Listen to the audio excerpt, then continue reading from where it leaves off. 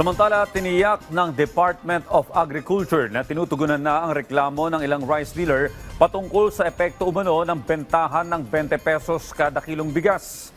Ayon kay Agriculture Spokesperson Assistant Secretary Arnel de Mesa, nagbaba na ng presyong rice dealers na nagpapakitang epektibo ang programa.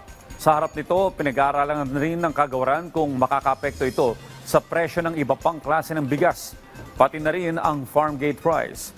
Samantala, aabot na sa 34 ang Kadiwa Center na nagbebenta ng 20 pesos per kilong NFA rice sa ilang lugar sa Metro Manila, Cavite, Laguna, Rizal at Bulacan.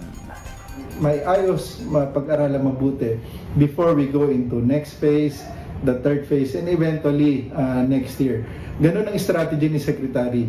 Kailangan merong mga datos na will support yung concrete actions na